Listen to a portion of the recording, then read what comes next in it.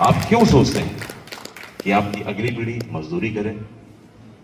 क्यों चाहते हो कि 8-10 हजार की नौकरी के लिए वो किसी से आप बात करो, आपका बच्चा प्रताड़ित रहे इतना क्वालिफाइड होने के बाद भी? क्यों ऐसा नहीं कहते कि वो एक चाट और गुपचुप का कॉर्नर खोल ले?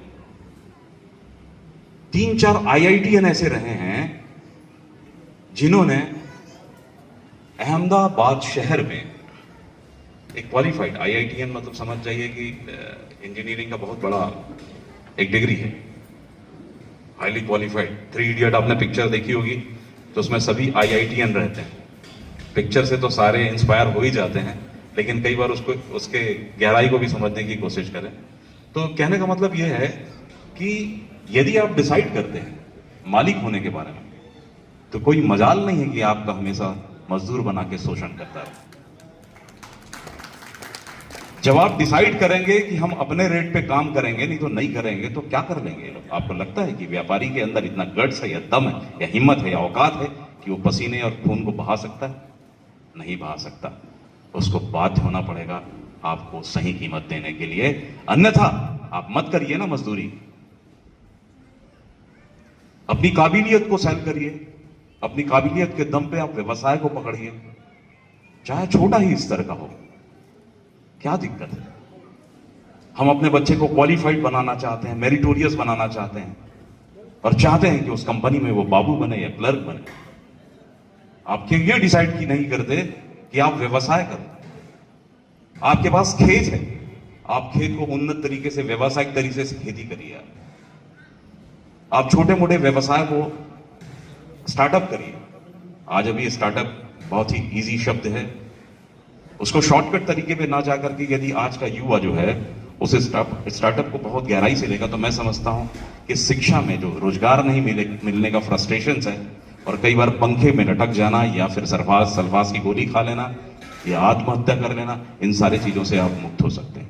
मैं वो 3-4 IITN की बात करना चाहता हूं, वो एक इंस्पिरेशन है मैं समझता हूं। उन्होंने डिसाइड किया कि हम बड़ा पैकेज लेके किसी मल्टीनेशनल कंपनी में नौकरी क्यों करें, और एसी के कमरे में बैठ के अपना टैलेंट का, अपनी योग्यता का, अपनी प्रतिभा का को फ्रस्ट्रेशन में क्यों डालें, भले ही वो 1 करोड़ का ही पैकेज क्यों ना देता हो। तो उन्होंने सोचा कि हम चलिए चाय बेचते हैं। आपको तकलीफ होती है, अगर हम लोग कैसे बेचेंगे, नौकरी सेफर है। अमिताभ बच्चन को आदर्श मानते हैं, अमिताभ बच्चन तेल बेच रहा है, दीपिका पादुकोण साबुन बेच रही है, और आप अपने व्यवसाय में बेचने के लिए कतरा रहे हैं, क्योंकि आप चाहते हैं कि मैं मजदूरी किया हूं तो बेटा तुम भी थोड़ा सा नौकरी कर लो। तो नौकरी भी एक मजदूरी तो है। आप ये क्यों डिसाइड नहीं करते कि यदि मैंने मजदूरी की है तो मेरा बच्चा ऐसा काबिल बने, सक्षम बने कि वो एक छोटे से ही दुकान का ओनर क्यों ना हो? क्या हम ऐसा कर सकते हैं? हमको इस दिशा में सोचना चाहिए मेरे ख्याल से। मैं इस बात को इसलिए कह रहा हूं क्योंकि मुझे इस बात के लिए कोई भी संकोच नहीं होता, और मैं पूरी बेबाकी से इस बात को कहता हूं कि पूरी जिंदगी मेरे पिता ने होटल में मिस्त्री का काम करके मुझे पढ़ाया लिखाया, और आज मैं सेंट्रल गवर्नमेंट अंडरटेकिंग में विकास अधिकारी के पद पर कार्यरत हूं। और मैं पूरे दिल से इस बात को कहता हूं कि जो युवा नौकरी के लिए परेशान है, वो फोकस करे, प्रयास करे, और यदि कुछ प्रयासों में उसको नौकरियां हासिल नहीं होती तो फ्रस्ट्रेट होने की, निराश होने की बिल्कुल भी जरूरत नहीं है। पंखे में लटकने की जरूरत नहीं है, आत्महत्या करने की जरूरत नहीं है। आप देखिए, अमिताभ बच्चन करोड़ों के लॉस में चले गए थे, फिर वो दोबारा रीटैक किए, तो क्या बात है? कहीं ना कहीं उन्होंने एडवर्टाइजमेंट को फोकस किया, कहीं ना कहीं उन सारी चीजों को बेचा। हम सोचते हैं चाट बेचने में तकलीफ है, एक अमिताभ बच्चन जैसा आदमी है तेल बेच रहा है, नवरत्न तेल, ठंडा ठंडा कूल कूल बोल रहा है, और हम अपने प्रोडक्ट बेचने के लिए तैयार नहीं है। तो कहीं ना कहीं हम मेहनत कश लोग जो हैं अपने ट्रैक को चेंज नहीं करना चाहते हैं।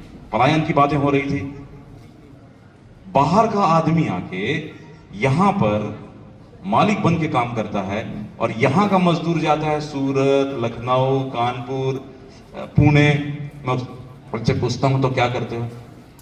तो भैया राजमिस्त्री का काम करता हूं, 500-600 मिल जाता है दिन में, यहां कम मिलता है रेट। तो मैं बोला वो भी यहां पे करते तो उससे ज्यादा कमा लेते आप, आने जाने का एक ये है। तो वहां के लोग यहां पे व्यवसाय कर रहे हैं, यहां का आदमी बाहर जाके वहां पे मजदूरी कर रहा है। उसको ऐसा लग रहा है कि यहां पे हमको 150-200 मजदूरी मिलती थी, वहां पे 400-500 मिलता है। फर्क क्या हुआ हमारे जीवन में? हमने अपने बच्चों के लिए क्या ट्रैक बनाया?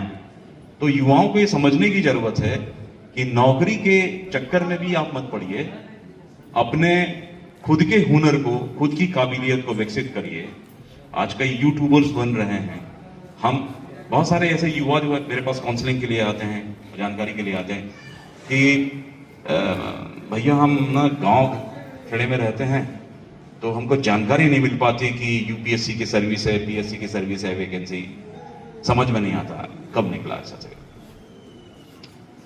तो मैं ये कहता हूं कि आपके पास मोबाइल है और आप मोबाइल में साउथ इंडिया की पिक्चर देखते हो, उड़ उड़ के मारने वाला, बड़ा एक्साइटेड होते हैं। वो सारा वीडियोस देखते हैं, रील्स देखते हैं, इंस्पायर्ड भी होते हैं, खुद का रील्स बनाते हैं। सोशल मीडिया का सही तरीके से इस्तेमाल नहीं करते, इंटरनेट का सही तरीके से इस्तेमाल नहीं करते। हमारे पास पहले एक मतलब इडियट बॉक्स था जिसको टीवी कहते थे, लोग टीवी में अपना समय खराब करके बर्बाद करते थे। आजकल हम अपने मोबाइल पे समय बर्बाद कर रहे हैं। आप अपना लेख लिखिए ना, इंटरनेट पे लेख लिखिए, क्या पता आपका लेख कोई क्लिक कर जाए। कोई ऐसे थॉट प्रोसेस को डालिए, आप कोई ऐसे क्रिएटिविटी को डालिए, कोई ऐसा डिजाइनिंग बनाइए जिसको आप सोशल मीडिया पर डालिए। हो सकता है कि वो वायरल हो जाए, हो सकता है कि आपको कोई बड़ा कॉन्ट्रैक्ट मिल जाए, हो सकता है कि आपको अपने रास्ते नई दिशा में ले जाने की